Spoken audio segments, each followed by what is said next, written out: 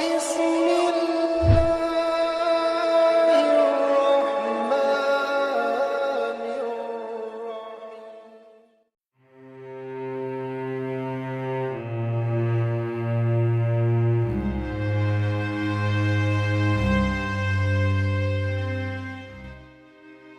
Assalamualaikum warahmatullahi wabarakatuh. Sahabat beriman yang dirahmati Allah, tidur adalah salah satu cara manusia untuk melepas rasa lelahnya dari kesibukan rutinitas seharian. Sebagaimana firman Allah yang artinya, karena rahmatnya ia jadikan untukmu malam dan siang, agar kamu beristirahat pada malam hari, dan agar kamu mencari sebagian karunia-Nya pada siang hari, dan agar kamu bersyukur kepadanya. Quran Surah Al-Qasas ayat 73.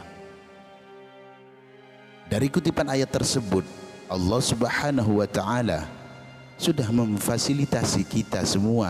Pertama adalah Allah menciptakan malam, yaitu agar manusia bisa beristirahat. Meskipun tidur adalah salah satu cara untuk beristirahat, tetapi tidak boleh tidur pada waktu tertentu.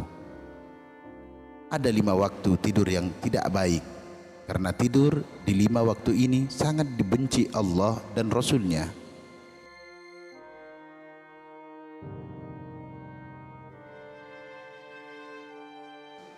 Tidur yang dibenci Allah.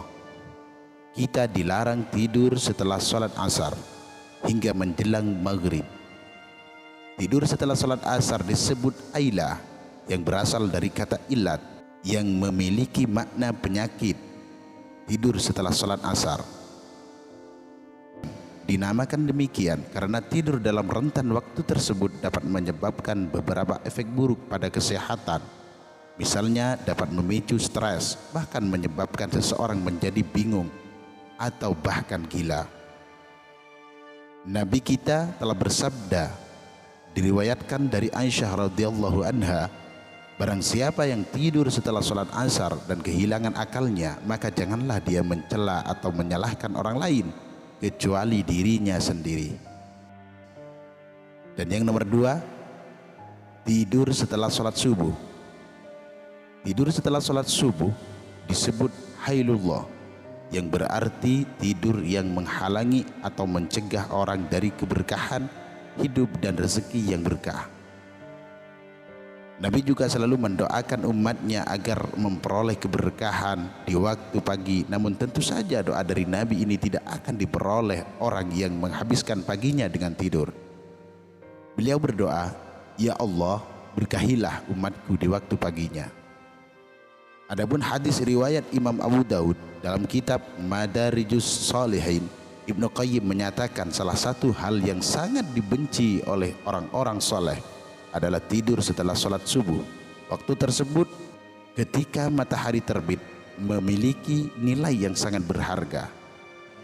Pagi hari adalah awal dari hari dan menjadikan kunci kesuksesan. Ibnu Qayyim al-Jauziyah juga menjelaskan bahwa tidur setelah sholat subuh dapat membahayakan tubuh karena dapat melemahkan dan merusak tubuh.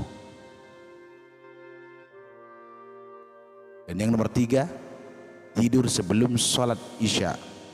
Tidur sebelum sholat isya juga termasuk dalam waktu tidur yang dibenci oleh Allah. Abu Barzah radhiyallahu anhu melaporkan bahwa Nabi membenci tidur sebelum sholat isya dan menghabiskan waktu dengan percakapan dunia setelahnya. Hadis ini diriwayatkan oleh Imam Bukhari dan Imam Muslim. Meskipun sebagian ulama memperbolehkan tidur sebelum sholat isya hanya pada bulan Ramadan, namun mayoritas hadis-hadis Nabi melarang tidur sebelum sholat isya. Dan yang keempat, tidur setelah makan.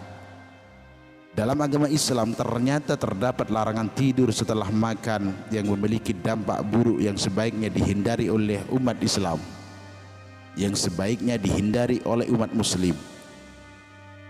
Hal ini disebutkan dalam kitab Az-Zikar karya Imam Nawawi yang mencantumkan sebuah hadis terkait larangan tidur setelah makan. Bab dalam kitab Az-Zikar ini membahas mengenai etika dan doa terkait makan. dan minum, serta berfungsi sebagai panduan dalam kehidupan sehari-hari di dalam Islam. Dalam hadis yang diriwayatkan oleh Aisyah radhiyallahu anha, yaitu istri Rasulullah sallallahu alaihi wasallam, menjelaskan tentang tindakan yang sebaiknya dilakukan setelah makan.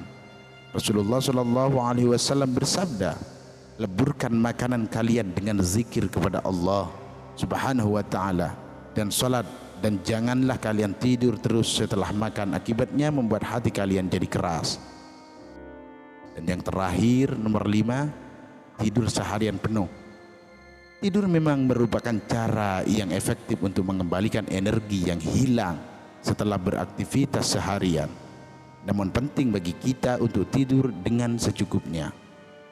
Tidur yang berlebihan atau tidur sepanjang hari penuh sebaiknya dihindari, sebab dilarang dalam Islam. Tidur secara berkelanjutan sepanjang hari sangatlah dilarang karena dapat membuat seseorang lalai terhadap kewajibannya. Hal ini dapat mengakibatkan pengabaian terhadap pekerjaan, belajar mencari ilmu, bahkan meninggalkan ibadah. Menurut ajaran Islam, tidur yang berlebihan termasuk dalam kategori makruh. Tidur yang berlebihan dapat menyebabkan hati menjadi mati, mendorong timbulnya sifat malas, dan bahkan dapat mengganggu kesehatan tubuh. Dan akhirnya, dari video pembahasan kali ini semoga bermanfaat dan membawa berkah dalam kehidupan kita, lebih-lebih dalam kehidupan akhirat. Saya sebagai manusia biasa yang tentunya tidak lepas dari kesalahan dan dosa. Jika terdapat kekeliruan, kami mohon maaf yang tiada batasnya. Akhirnya dari kami, wallahu a'lam. Wassalamualaikum warahmatullahi wabarakatuh.